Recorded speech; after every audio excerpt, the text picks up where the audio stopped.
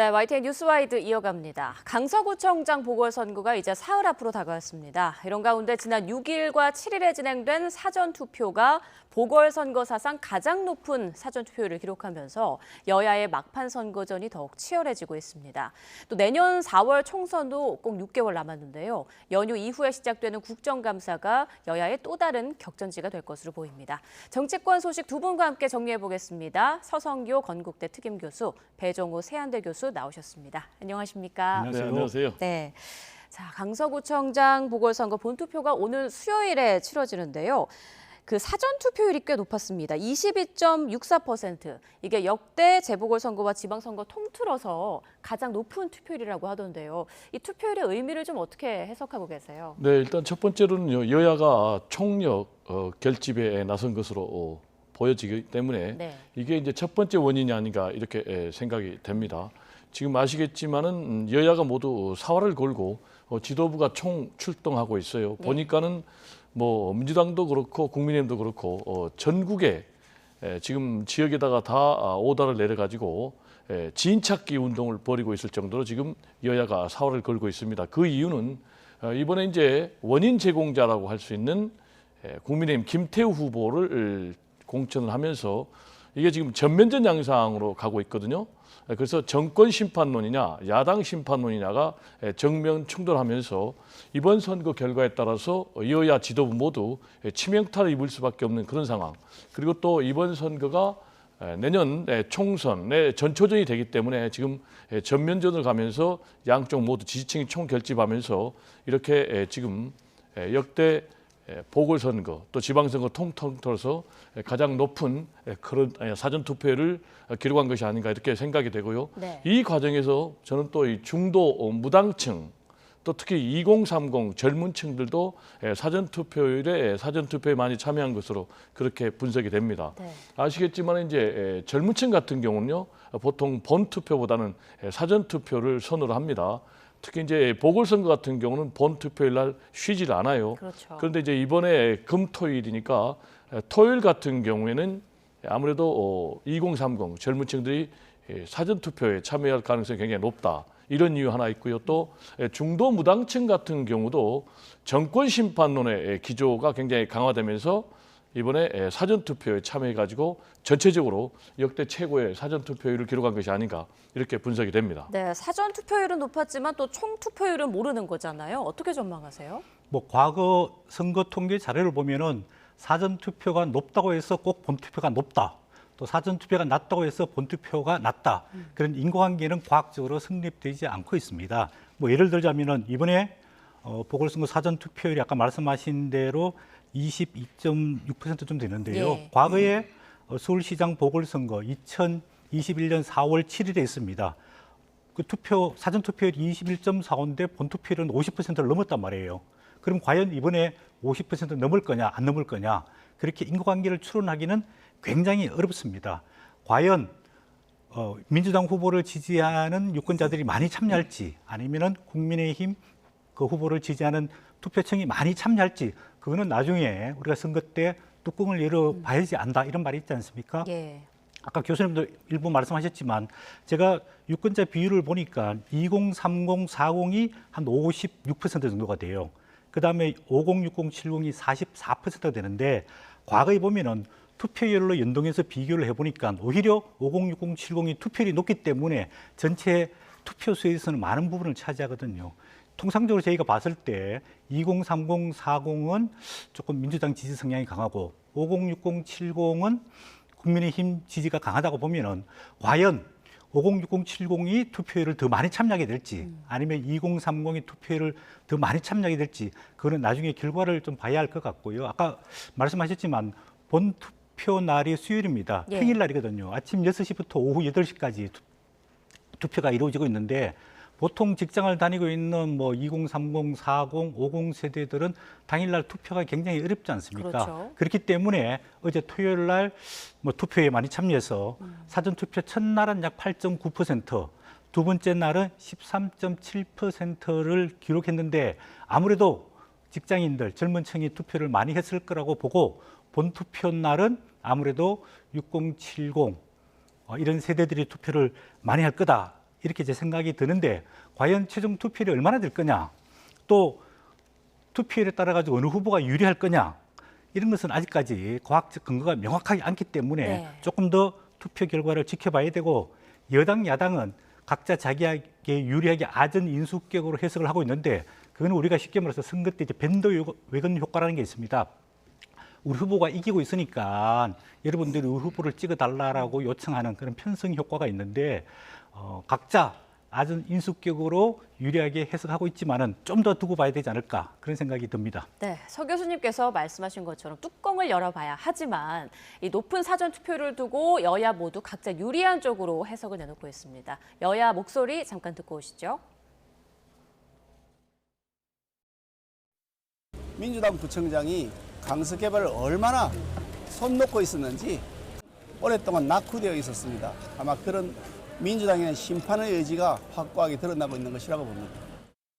이렇게 파렴치하고 뻔뻔한 후보자와 정당에 표를 줄 수는 없습니다. 국민을 무시하고 국민을 우습게 여기는 윤석열 정권과 김태우 후보를 심판해야 합니다. 자, 서울 강서구청장 보궐선거 지난 이틀간의 사전 투표와 11일 투표를 합산해서 이제 당선자를 결정하게 되죠. 그런데 이번 선거의 선거 운동 장면을 보면 마치 대선전처럼 좀 보이기도 하던데요. 여당은 선대위에 거물급 인사들이 포진됐고, 또 민주당에선 이재명 대표가 이제 병상 유세로 힘을 보태지 않았습니까? 자, 이번 선거가 중요하다는 말씀은 앞서도 계속 해주셨는데 결과에 따라서 어떤 파장이 있을까요? 각각 여야에. 뭐 여야 지도부 모두 네. 패배한 쪽은 치명타를 입을 수밖에 없게 되겠죠. 먼저 이제 국민의힘 김기현 대표 같은 경우는 지금 전체적으로 당 대표 역할을 그렇게 잘 수행하고 있다라는 평가를 받지 못하고 있어요. 여론조사에 따르면은 김기현 대표의 잘한다라는 그 지지율이 지금 윤석열 대통령의 국정운영 지지율보다 더 낮은 경우도 많거든요.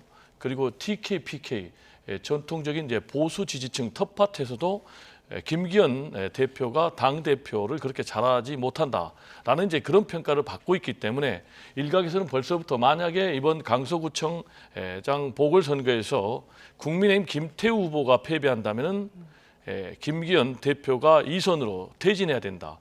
그리고 이제 비대위를 가동을 해야 된다라는 이제 말이 벌써 나오고 있기 때문에 실제로 만약에 패배한다면 더구나 큰 표 차로 패배한다면은 김기현 대표의 2선 후퇴 가능성이 굉장히 높아질 가능성이 높다. 이렇게 저는 전망이 되고요. 예. 반면에 지금 이재명 대표 같은 경우는 이번에 구속영장이 기각이 되면서 상당히 이제 사법 리스크가 해소가 됐고 또 당내 리더십이 굉장히 강화됐어요. 그렇지만은 말씀드린 대로 이번 강서구청장 보궐선거가 내년 총선의 전초전 양상을 보이고 있기 때문에 패배한다면 다시 이제 비명계에서 이재명 대표 흔들기가 나오겠죠. 예. 그리고 또 이재명 대표 사퇴론이 또 분출할 수가 있고요. 그렇게 되면은 이제 친명, 비명계 간의 갈등이 예. 다시 또 전면으로 노출될 가능성이 높아진다라는 말씀을 드릴 수가 있겠습니다. 네, 이번 선거 파장에 대해서 또 덧붙일 말씀 있으실까요? 네. 이게 우리 선거를 치를 때 세 가지 이제 우리가 기본 요소를 이제 두고 선거를 분석을 합니다. 첫 번째는 이 선거의 성격이 뭐냐. 네. 두 번째로는 후보, 즉 인물이 어떤 사람이냐. 세 번째로는 정책을 어떤 식으로 해서 유권자들에게 도움을 줄 거냐. 그런 세 가지 측면에서 보는데, 사실 이 강서구청장 선거는 내년 총선을 6개월 앞두고 있는 보궐선거라서 수도권 민심의 일부를 볼 수 있지만은 서울의 25개 구청장 중 한 명에 불과하고요. 그다음 전국 233개 시군구 중에 한 곳에 불과하거든요. 그런 측면에 봤을 때 너무 선거 결과에 따라 가지고 정치권이 뭐 평지풍파를 겪는 일은 없는 게 마땅치 않느냐, 이런 생각이 들고, 이번에 보면은 뭐 김태우 국민의힘 후보를 공천하는 과정이라든지 또 당 지도부 전체가 올인하는 선거운동을 편들다든지 이런 게 조금 아쉬운 부분이 들고요. 원래 이 강서구는 전통적으로 민주당 텃밭입니다. 물론 일부 작년 지방선거라든지 2021년 재보궐선거 때 오세훈 서울시장이 이긴 측면이 있지만은 지금 현직 국회의원이 셋 다 민주당이고요. 과거에 구청장은 계속해서 민주당이었기 때문에 국민의힘 입장에 봤을 때는 굉장히 어려운 선거가 될 수 있습니다. 그럼에도 불구하고 패배하더라도 과연 몇 % 차이로 석패하느냐 선전하느냐, 그게 중요한 갈림길이 되지 않을까 그렇게 보여지고 있고 예. 뭐 예를 들어서 10% 이상의 두 자리 숫자로 패배하게 될 경우에는 아마 지도부 책임론이 일부 나올 가능성이 크다고 보여지고 있고 만약에 작년에 한 2% 차이로 김태우 후보가 구청장 선거에서 이겼는데 한 자리 숫자 정도로 선방을 하게 되면은 그 민심을 가지고 내년 총선 준비를 어떻게 할 것이냐 그렇게 나갈 가능성이 많고 만약에 민주당이 패배할 경우에는 충격이 굉장히 클 거다 이런 생각이 듭니다. 왜냐하면 지금 전반적으로 강서구가 민주당 전통적인 지지 기반을 갖고 있는 데다가 최근에 이재명 민주당 대표가 구속영장이 기각되면서 상당히 탄력을 받고 있는 상황에서 구청장 선거에서 패배했다. 이거는 굉장히 큰 돌이킬 수 없는 치명상을 입게 되지 않을까 이런 생각이 들기 때문에 아마 최근에 여야가 총력전을 펼치고 있는 것으로 보여집니다. 네, 민주당 관련해서 하나만 더 질문을 드릴게요. 말씀하신 대로 보궐선거 끝나면 이제 당내 갈등을 수습해야 하는 그런 상황인데 친명계에서는 그 체포동의안 가결에 표를 던진 의원들에게 좀 징계를 하자는 목소리도 나오고 있지 않습니까? 이 대표는 어떤 좀 해법을 제시할까요? 지금 이제 아까 말씀드린 대로 이재명 대표 같은 경우는요 구속영장이 기각이 되면서 날개를 달았어요. 네. 첫 번째로는 말씀드린 대로 당내 리더십이 굉장히 공고화됐어요.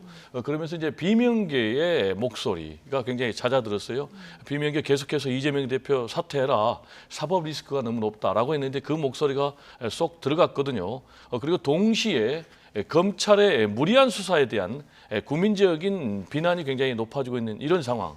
그래서 지금 당이 굉장히 안정화되고 있는데 이런 상황에서 이재명 대표가 이른바 강성 친명 내지는 개딸들의 목소리 구체적으로 얘기하면은 색출해서 징계해야 된다라는 그런 말에 따라서 가결에 찬성표를 던진 비명계를 색출해서 징계할까요? 그렇게 되면은 스스로 지금 당내 분란을 일으키게 되고 당내 분란을 일으키게 되면 당장 강서구청장 보궐선거에도 영향이 있고 또 내년 총선에도 영향이 있지 않겠습니까? 그래서 제가 볼 때는 이재명 대표는 이제 당의 단합 그리고 통합, 탕평 이런 목소리를 낼 것 같고요. 예. 또 하나의 목소리는 쇄신의 목소리를 낼 것 같습니다.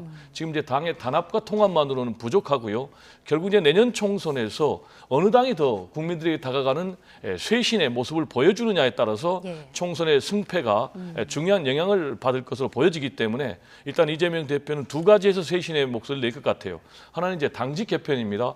지난번에는 탕평이라는 차원에서 비명계들을 좀 당직에 기용하면서 당내 좀 구색 맞추게 됐는데 결과적으로 그게 성공을 못했거든요. 그래서 이번에는 통합을 하되 또 쇄신을 하기 위해서 제가 볼 때는 비명이냐 친명이냐 이런 계파에 구애받지 않고 네. 참신하고 도덕성 있고 능력 있는 인물을 좀 발탁해서 제가 볼 때는 당직 개편을 할 것 같고요. 또 하나는 결국 중요한 것이 이제 공천 쇄신입니다. 따라서 공천 쇄신을 위해서 대대적인 물갈이 기반을 만들 것이다. 지금 이제 민주당 내에서 전해지기로는 벌써 이제 하위 현역 의원들 20%를 물갈이한다라는 그런 이제 방침에 따라서 지금 현역 의원들에 대한 평가가 이루어지고 있다라는 얘기도 지금 전해지고 있습니다. 그렇군요. 자, 강서구청장 누가 될지 이제 수요일 사흘 뒤면 결과가 나오는데요. 어떤 결과가 나오든 정치권에는 큰 파장이 일 것으로 전망되고 있습니다. 총선은 이제 한 6개월 정도가 남았는데요. 자, 내년 총선 승패의 변수라면 좀 어떤 걸 꼽을 수 있을까요? 네, 아까 제가 말씀드린 대로 이제 선거는 첫 번째 구도, 두 번째 인물, 세 번째 정책 이 세 가지로 이제 구성이 된다고 볼 수 있습니다. 예. 내년 총선은 이제 구조적인 측면에 봤을 때 정권 심판론이냐 아니면 국정 안정론이냐 그렇죠. 다르게 말하면 이제 야당 심판론이냐 이 대립 구도로 갈 가능성이 큰데 지금 뭐 각종 여론조사에 따르면은 정권 심판론과 국정 안정론이 엎치락 뒤치락하고 있습니다. 그러나 선거가 다가가면 다가갈수록 아무래도 정권 심판론이 더 거세게 일 거기 때문에 윤석열 정부에서는 그동안에 1년 반 동안, 뭐 2년 동안이 되겠죠, 내년이면. 성과를 어떻게 해서 국정 운영을 잘했고 민주당이 그동안에 여소야들을 이용해가지고 국정 발목을 잡았다. 이런 부분에서 야당을 심판해달라. 이런 이제 구도에 대한 싸움이 있을 것 같고요. 두 번째는 이제 총선 때마다 인물 혁신, 쇄신이 있습니다. 그러니까 쉽게 말해서 3선, 4선 이상의 인물들을 새로운 인물로 교체하는 그게 인물 교체율이 보통 한 50에서 60%의 일이거든요. 그런 측면을 봤을 때 어느 정당이 더 좋은 인물을 발탁해서 공천하느냐 이 싸움이 벌어질 거라고 보고 있고요. 세 번째로는 이제 정책 이슈들이 있습니다. 민생 특히 이제 요즘 경제가 어렵다 그러고 뭐 고금리, 고물가 주택 문제 또 교육 문제 여러 가지 뭐 이런 민생 정책들이 있는데 어느 정당 어느 후보가 이런 현안에 대해 가지고 좋은 해결 아이디어를 내느냐 예. 이 세 가지 측면이 총선 승부를 결정짓는데 현재적인 측면에 봤을 때는 윤석열 대통령의 국정운영 지지도가 평소보다 상당히 떨어져 있고 그다음에 정당 지지도도 국민의힘이 민주당에 조금 뒤쳐져 있기 때문에 만약에 이번 강서구청장 선거를 계기로 해가지고 좀 국민의힘도 내년 선거를 조금 힘차게 예. 적극적으로 준비할 필요가 있다고 보여집니다. 만약 여당이 이제 총선에서 패한다면 좀 이른감이 있습니다만 윤 대통령의 국정 운영에 좀 큰 부담이 될 것 같은데요. 그럼 뭐 당연한 얘기겠죠. 예, 이제 뭐 선거는 승리할 수도 있고 패배할 수도 예. 있는데 만약에 승리할 경우에는 윤석열 대통령이 그동안 국정안전당을 가지고 있는 3대 개혁 문제라든지 인삼 문제라든지 본인이 하고 싶은 국정을 힘차게 끌고 갈 수 있는 동력이 생길 것 같고요. 만약에 선거를 이제 패배하는데 네. 얼마만큼 큰 차이로 패배할 거냐. 지금같이 뭐 170대 110 아니면은 뭐 과반에서 언저리에서 근소한 차로 패배하느냐에 따라서 조금 달라질 수 있는데 아무래도 대통령은 정당을 떠나가지고 국가 전체를 운영하는 그런 최고 책임자이기 때문에 그 정치적 상황에 맞춰서 여당, 야당 협치하면서도 국정 운영을 무난히 해갈 수 있기 때문에 너무 그런 데 대한 우려는 미리 많이 할 필요는 없지 않을까 그런 생각이 듭니다. 네, 이재명 대표는 뭐 이번에 영장이 기각되긴 했습니다만 영장 재청구 이야기도 나오고 있지 않습니까? 앞으로의 수사나 재판 결과가 총선에는 어느 정도 영향을 미칠 거라고 보세요? 총선에 상당한 영향을 미칠 것으로 보여집니다. 예. 그렇지만은 일단 검찰은 이재명 대표에 대한 구속영장이 기각이 됨으로 인해서 수사 동력을 상당히 좀 잃었다라고 좀 보여지고요. 이제 중요한 것은 재판인데 지금 검찰 같은 경우에 앞으로 만약에 구속영장을 재청구하지 않더라도 대북 송금이라든지 이런 부분에 대해서 앞으로 이제 기소할 것이 틀림없어 보이거든요. 그리고 위증교사 혐의 그렇게 되면은 이재명 대표 같은 경우 현재 2개 재판을 받고 있는데 많게는 이제 최대 5개 재판을 받는다고 그래요. 그렇게 되면 이제 재판 일정과 관련해서 일주일에 한 2-3번은 가야 되니까 상당히 좀 당무에 타격을 입을 수밖에 없는 그런 상황인데요.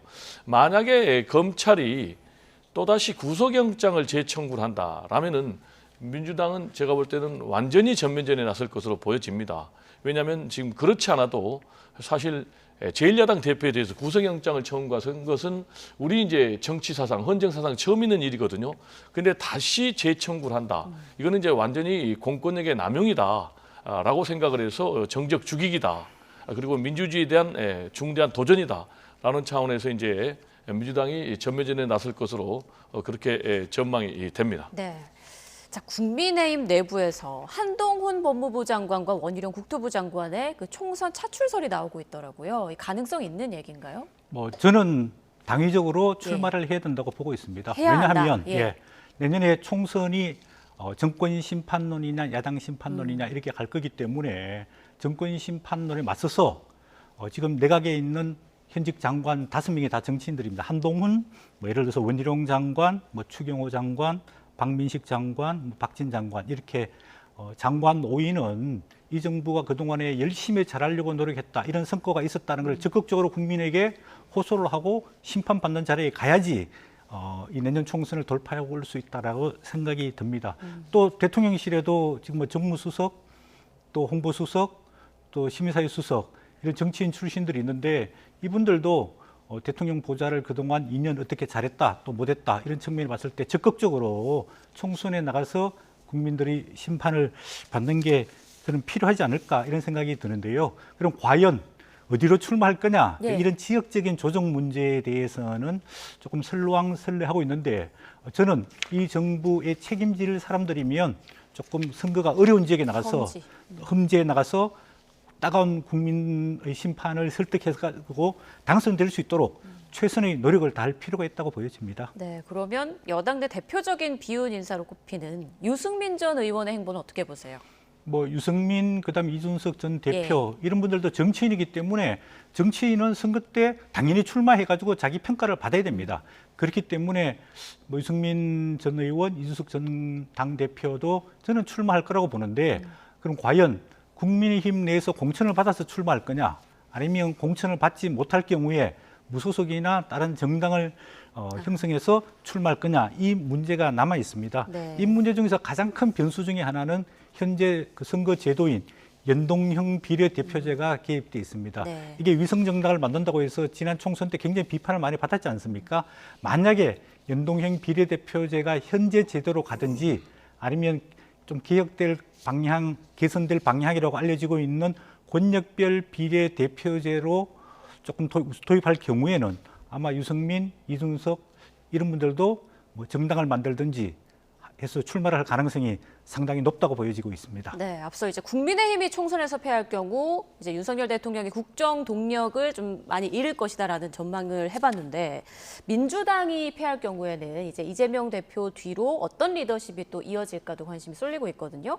어떤 인물이 당내 대권 주자로 좀 떠오를까요? 지금 거론되는 인물들도 꽤 있는 것 같던데요. 지금 뭐 일반적으로 거론되기는요. 예. 이낙연, 뭐 정세균, 김부겸 세 명의 전직 총리 등이 거론이 되고 있는데 제가 볼 때는 과연 그분들이 이재명 대표의 뒤를 이어서 민주당의 미래를 개척할 수 있는 새로운 리더십을 보여줄 수 있을지 저는 좀 회의적이라고 생각합니다. 특히 이제 우리가 지금 가정에서 얘기를 하고 있잖아요. 네. 만약에 이재명 대표가 내년 총선에서 패배했을 경우를 얘기하는데 그렇죠. 만약에 민주당 같은 경우 내년 총선에서 패배한다면요.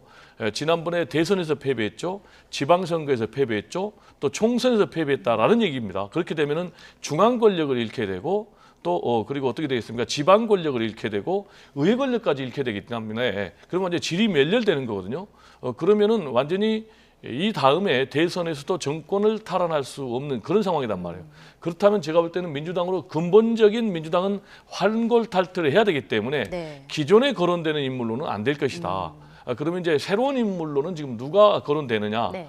라는 것과 관련해서는 뭐 김동연 경기지사 또는 뭐 당내에서는 소장파 이탄희 의원 등이 거론이 되는데 지금 뭐 이탄희 의원도 그렇고 또 김동연 경기도지사도 그렇고 다 나름대로 한계가 있다라는 그런 평가를 받고 있기 때문에 제가 볼 때는 완전 제로 베이스에서 새로운 인물을 만들어야 되고 결국은 난세의 영웅이 나온다는 것 아니겠습니까? 그리고 정치인은 누가 키워주는 게 아니에요. 뭐 김대중, YS, 노무현 다 마찬가지거든요.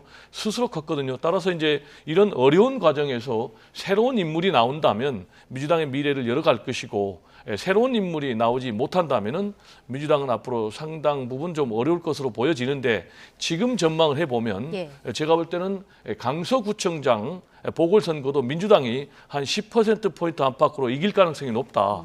그렇게 되면은 내년 총선도 민주당이 굉장히 유리해진다.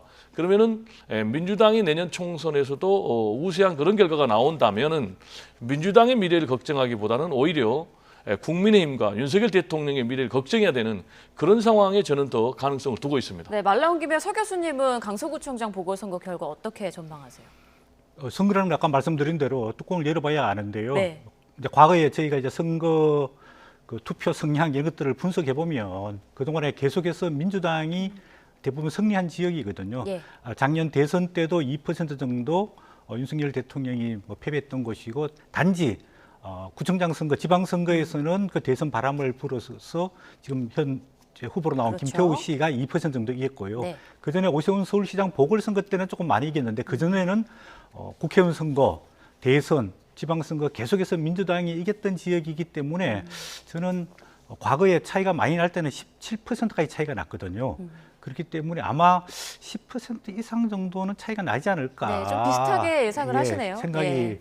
들고요. 이제 그럴 경우에 이 선거 결과에 대해서 어떻게 분석하고 해석할 거냐, 그 민심을 어떻게 받아들여서 어떻게 대응 조치를 할 거냐, 이제 그런 부분이 민주당과 국민의힘의 과제라고 보여집니다. 네, 자, 총선 얘기로 다시 넘어가서요. 최근 여론조사 보면 무당 측이 좀 많이 늘어난 것 같더라고요. 이들이 어느 쪽으로 갈 것인가가 관건인 것 같은데 지금 거대 양당 외에 정의당은 재창당을 추진하고 있는 상황이고요. 또 금태섭 전 의원과 양양자 의원이 주도하는 그 신당들도 지금 결의를 다지고 있는 상황 아니겠습니까? 이들도 유권자들의 마음을 사로잡을 수 있을까요? 조금 결론적으로 말씀드리면 어렵지 않을까 그런 생각이 듭니다. 우리가 소위 말하는 무당청 여론조사마다 뭐 상당 부분 좀 차이가 있긴 한데 한 20에서 한 35% 정도 좀 알려지고 있습니다. 이 무당청이라는 것은 세 가지 종류가 있습니다. 원래부터 특정 정당을 지지하지 않는 정말로 중도청, 무당청이 있고요.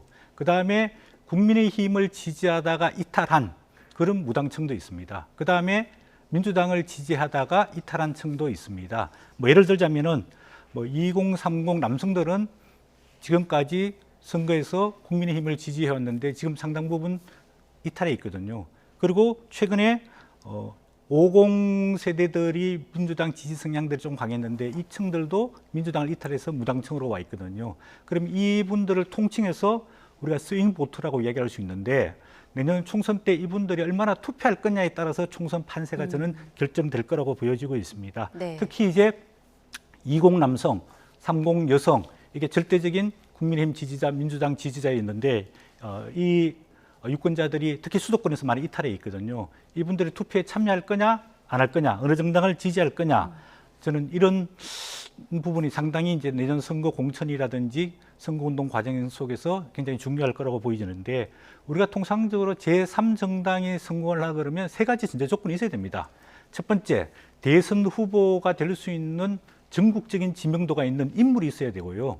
두 번째로는 확실한 지지 기반이 있어야 됩니다. 예. 지역적 지지 기반이 있든지 아니면 요즘 계층별 투표 성향이 굉장히 강한데 뭐 계층별 확실한 지지 기반이 있든지 그리고 마지막으로는 뭐 우리 쉽게 말해서 정당을 만들려고 그러면은 자금과 조직력이 있어야 되거든요. 근데 현재 그런데고 이런 분들이 세 가지 조건을 충족시키느냐 좀 어렵다고 보여지고 있고 그러면 이분들이 총선에서 어떤 역할을 할 거냐 그렇게 본다면은 결국은 기존에 있는 정당과 합종 연행을 할 가능성이 많다. 저는 그렇게 보이고 있습니다. 네, 자 이제 남은 시간이 2분도 채 안 돼서요. 자, 모레 10일부터 시작되는 국정감사 이 얘기를 마지막으로 좀 이야기 나눠보겠습니다. 21대 국회 마지막 국정감사이자 총선의 전초전이라고 볼 수 있는데 여야가 가장 첨예하게 맞붙을 사안 몇 개 좀 정리를 해주실까요? 제가 볼 때 뭐 하나를 꼽기가 좀 어려울 것 예. 같아요. 지금 뭐 완전히 대결적 정치 양상 아니겠습니까? 그리고 굉장히 쟁점도 많아요. 그래서 전 상임위에서 뭐 거의 전쟁 같은 그런 이제 국정감사가 진행이 될 텐데 딱 하나만 꼽으라면은 저는 이제 국방위, 최상병 해병대 사망 사건 수사 은폐 또는 뭐 축소 지시 의혹과 관련된 쟁점이 가장 큰 쟁점이 될 것이다 이렇게 보여집니다. 그 이유는요 일단 외압 또는 뭐 은폐 그런 지시와 관련된 정황이 분명하게 있고요. 그리고 또 국방부 장관 등 지휘 라인에 결재에 따라서 이첩을 했는데 이걸 지금 가지고 항명죄로 지금 기소까지 했단 말이에요.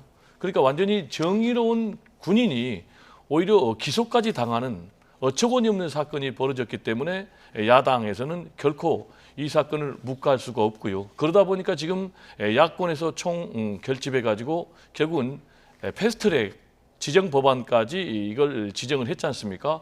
그리고 이제 이게 만약에 통과가 된다면은 특검을 해야 되고 특히 이제 이 문제와 관련해서는 윤석열 대통령 또 그리고 대통령실의 개입 의혹까지 문제가 되고 있기 때문에 이게 가장 큰 쟁점이 되지 않을까 이렇게 생각이 됩니다. 네, 서 교수님도 하나 사안 꼽아주시죠.